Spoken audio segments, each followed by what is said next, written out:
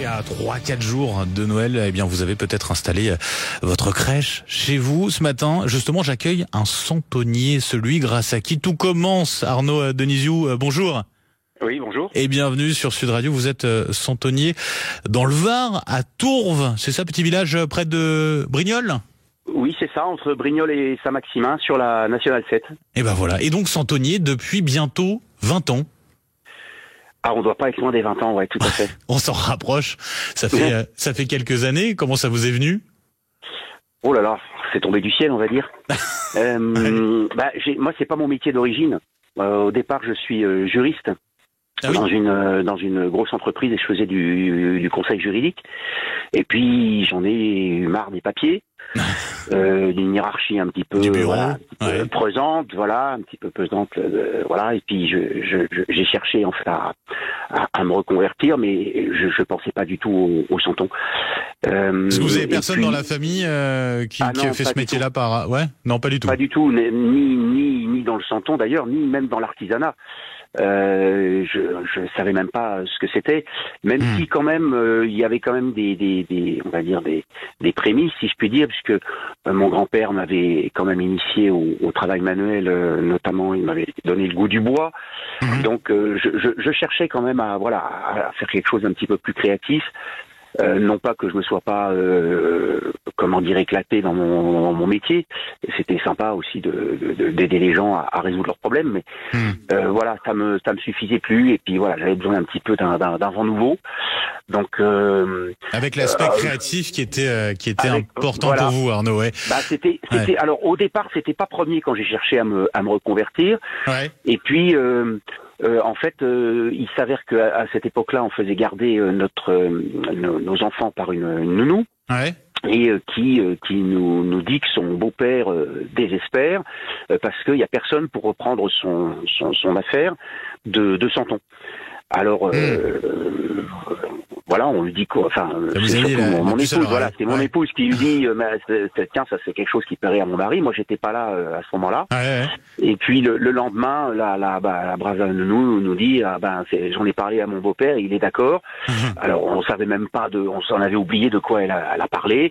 Et puis finalement ça s'est mis en place comme ça assez rapidement. Bon, on a envie de savoir Arnaud, parce que le temps file et j'ai envie de savoir un petit peu comment ça se passe, quels matériaux vous utilisez pour vos santons et quelles sont les étapes de production, combien de temps ça met ?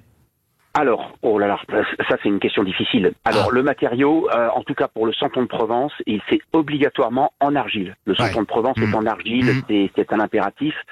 Il n'y a pas vraiment d'AOC sur le santon de Provence, mais en tout cas il y a une charte commune qui est assez précise. Ouais. Et il faut notamment de l'argile. Elle n'est pas toujours cuite, même si 99% des santonniers font cuire leur santon depuis, on va dire, au moins 60 ans. Donc voilà. Est-ce que ça change quoi là-dessus sur le fait de cuire ou pas l'argile ? L'argile, c'est considéré comme un matériau noble quand on a des santons ou en tout cas des figurines qui sont en plâtre, a fortiori en résine. Alors la résine c'était vraiment à proscrire dans la crèche de Provence. Le plâtre, il y a eu une époque où on faisait des santons en plâtre, mais l'argile évidemment c'est quand même le matériau noble par excellence, et par voie de conséquence c'est celui qui a été privilégié par les santonniers pour plein de raisons. D'abord parce qu'il est plastique, c'est facile à travailler. Et puis, c'est le travail manuel Et combien de temps alors ça met pour produire un santon ? Comme dirait Fernand Reynaud, un certain temps. Ouais. Alors en fait, si on compte tout, c'est-à-dire par exemple pour faire un prototype de sculpture, donc on sculpte le santon, il faut une très grosse journée, on va dire entre 8 et 10 heures si on veut que le travail soit bien abouti. Ensuite de quoi on fait un moule qui prend encore, on va dire 5 ou 6 heures. Donc vous voyez, on est déjà ça fait 2 bonnes journées et demie, 3 journées peut-être. Et puis ensuite, une fois qu'on a ce moule-là, par contre on peut commencer à travailler. Donc on moule le santon en pressant le moule avec de l'argile à l'intérieur, et ça s'appelle l'estampage. Et puis une fois que le santon est sorti, on gratte le joint du moule puisqu'il est en 2 parties, donc il y a une bordure. Donc ça, on enlève ça avec un petit grattoir.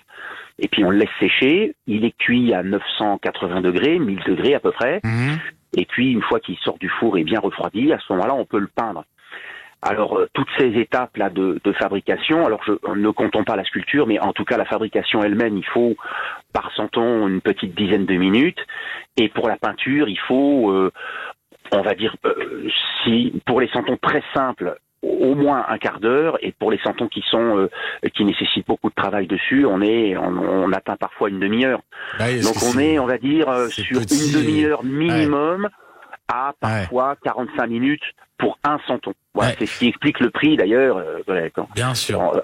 Voilà. Arnaud, d'un mot, parce qu'on arrive à la fin de cette interview, de cet entretien que nous avons. Mais bon, on aura l'occasion de reparler parce que j'ai encore plein de questions à vous poser. C'est très intéressant.